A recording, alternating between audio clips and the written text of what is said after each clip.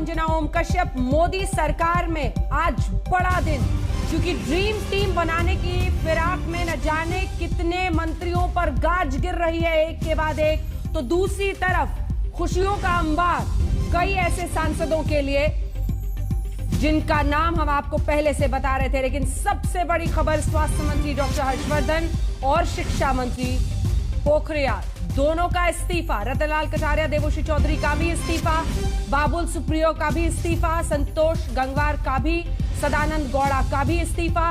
इन तमाम मंत्रियों का इस्तीफा। संजय धोत्रे, थावरचंद गहलोत, चूंकि वो तो वैसे भी अब गवर्नर बना दिए गए हैं, प्रताप सारंगी भी हटे। कैबिनेट विस्तार से पहले 9 मंत्रियों की छुट्टी हो गई है। मोदी सरकार में ड्रीम टीम बनाने के तरफ बढ़ते हुए इन मंत्रियों पर गाज गिर रही है एक के बाद एक। कुल 9 ऐसे मंत्री हैं जिनका इस्तीफा हो चुका है। शाम 6 बजे कुल 43 मंत्रियों का शपथ ग्रहण होना है। लगातार नॉन स्टॉप कवरेज, हर बड़ी खबर के साथ सबसे पहले आपके सामने आते हुए आइए आपको सीधे लिए चलते हैं। राहुल कंवल हमारे सहयोगी इस वक्त न्यूज रूम से हमारे साथ जुड़ रहे हैं। राहुल, एक तरफ नजर अगर उन लोगों पर है जिनका नाम शामिल हो सकता है कैबिनेट विस्तार के जरिए, यूपी पर नजर दिखाई देती है अब की बार ओबीसी सरकार, तो दूसरी तरफ गाज गिरती हुई दिखाई दे रही है कई दिग्गजों पर। डॉक्टर हर्षवर्धन का इस्तीफा, पोखरियाल का इस्तीफा।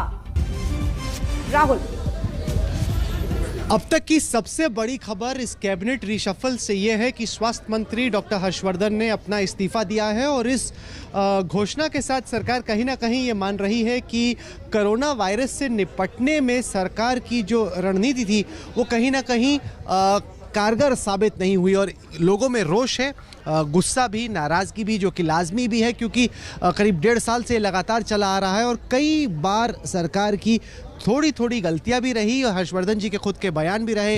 उन्होंने बयान इस तरह के दिए कि कोई कोरोना वायरस से चिंता होने की ज़रूरत नहीं है या फिर वैक्सीन लग जाएगी बहुत जल्दी से। जो हकीकत थी कहीं ना कहीं उससे वो डिनायल में थे।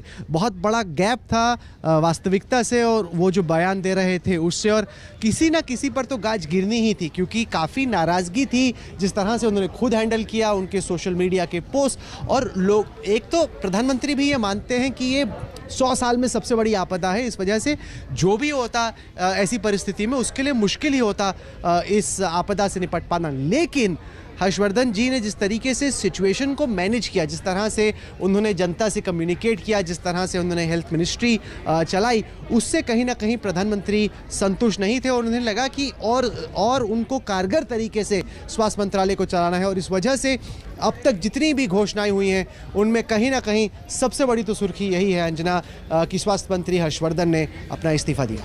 बिल्कुल, लेकिन राहुल इसी के साथ देखिए, अगर हम पूरी तस्वीर को समझने की कोशिश करें तो चुनाव का असर दिखेगा जब आप ओबीसी कई सारे मंत्रियों को शामिल करेंगे।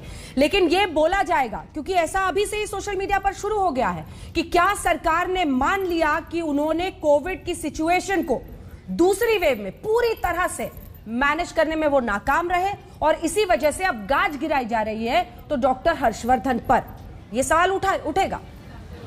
नहीं, ऐसा है नहीं, क्योंकि प्रधानमंत्री ने खुद, उनके तमाम वरिष्ठ अधिकारियों ने, उनके खुद के कार्यालय ने कई अहम फैसले भी लिए और ये कहीं ना कहीं सरकार की मिलीजुली रणनीति भी थी। लेकिन लोगों की नाराज़गी, ऑक्सीजन को लेके, बेड्स को लेके किल्लत, इससे लोगों में काफ़ी रोष था और उसकी गाज हर्षवर्धन जी पर गिरी है। लेकिन प्रधानमंत्री कभी भी ये नहीं कहते कि सिर्फ हर्षवर्धन जी की जिम्मेदारी है या पीएमओ से ये मैसेज जाए कि केवल और केवल सारी चीज़ें सिर्फ हर्षवर्धन जी ने की। लेकिन जिस तरीके से उन्होंने अपने मंत्रालय को हैंडल किया, उससे जो एनालिसिस हुआ, मैं आपको बताऊं कि इसके पीछे बहुत सोच गई है।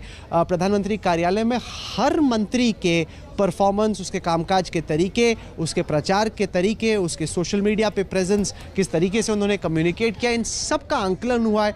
और एक तरीके से ये कप्तान है, जैसे भारतीय क्रिकेट टीम में विराट कोहली का अधिकार है कि वो किसको रखना चाहते हैं, किसको नहीं, ठीक उसी तरह से प्रधानमंत्री मोदी जो कि खुद जीत के आए, उन्हें लग रहा है कि करीब 700 दिन हो गए, 699 डेज, 699 इस सेकंड टर्म को शुरू हुए। और ऐसे में अगर वक्त बचा है यूपी इलेक्शन से पहले, जो कि बहुत अहम है, क्योंकि यूपी में क्या होता है बहुत हद तक ये तय करेगा कि 2024 की जो लड़ाई है वो कितनी आसान या कितनी मुश्किल होती है। क्योंकि बीजेपी को ये पूरा यकीन है कि अगर वो यूपी जीत जाते हैं तो 2024 की लड़ाई आसान हो जाएगी, वरना और मुश्किल हो जाएगी। जी अंजना। राहुल, संसद का सत्र सामने है, हेल्थ मिनिस्टर का इस्तीफा, कोविड पर तो घिरना तय था, क्या इससे थोड़ा सा भेद पाएंगे, थोड़ा प्रेशर कम हो पाएगा?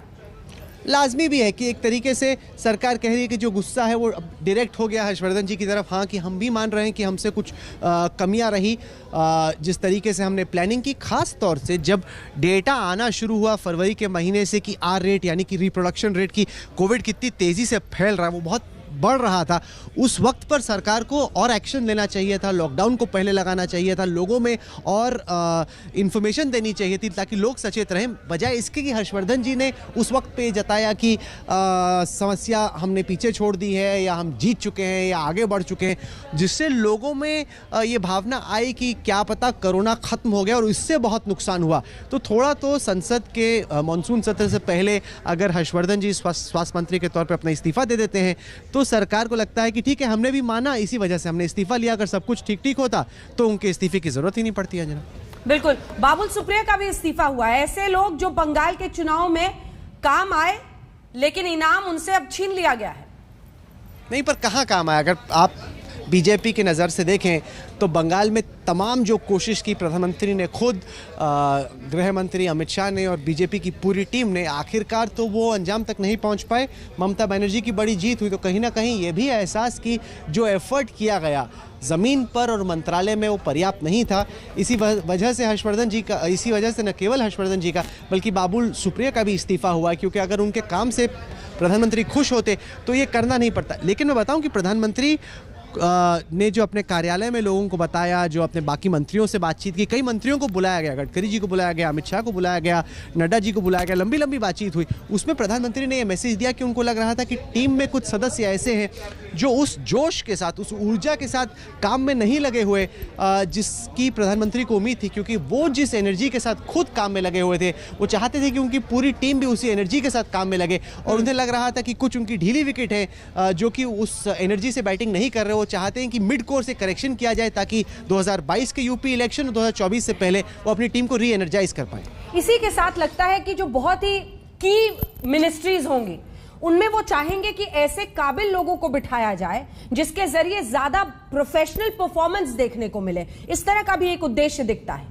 आप देखें एजुकेशनल क्वालिफिकेशन पर कि क्या डिग्री है, कितने पढ़े लिखे हैं उनके मंत्री, इस पर खास ध्यान प्रधानमंत्री ने इसमें दिया है। इसी के तहत 3 MBAs, 7 PhDs, कई सारे डॉक्टर, वकील, इनको लाया गया है इस मंत्रालय में ताकि ये मैसेज जाए कि प्रधानमंत्री न केवल जातीय समीकरण, न केवल क्षेत्रीय समीकरण, बल्कि ये भी देखा है कि उनकी टीम की काबिलियत क्या है पढ़ाई लिखाई के लिहाज से, और साथ ही उनको एडमिनिस्ट्रेशन का कितना तजुर्बा है। इनमें तो 4 पूर्व मुख्यमंत्री हैं, इनमें 29 ऐसे लोग हैं जो कि अलग अलग राज्यों में मंत्री रह चुके हैं। तो ये देख, और 23 ऐसे मंत्री रहेंगे जिनको कम से कम 3 बार वो MPs रह चुके हैं, कम से कम 10 साल का उनको लेजिस्लेटिव तजुर्बा है, पार्लियामेंट का कामकाज कैसे होता है इसका एक्सपीरियंस है। प्रधानमंत्री ने ये कहा कि वो चाहते हैं कि कम से कम 2 हफ्ते का वक्त मिले तमाम नए मंत्रियों को अपना कामकाज सीखने के लिए, ताकि अगर मानसून सत्र में कोई सवाल पूछा जाए तो उसका जवाब देने के लिए उनके मंत्री काबिल हों और योग्य हों, उनकी तैयारी पूरी हो। बने रहिए राहुल हमारे साथ। जल्दी से एक बार सुना देते हैं, कौशल किशोर सांसद हैं, उनसे हमारे सहयोगी ने बातचीत की है। देखिए अलग अलग जो नाम आ रहे हैं उन सब का हम आपको खाका भी दिखा रहे हैं, लेकिन इसी के साथ जो सोच है इस कैबिनेट फेरबदल के जरिए इस मंत्रिमंडल विस्तार में वो को पता चले।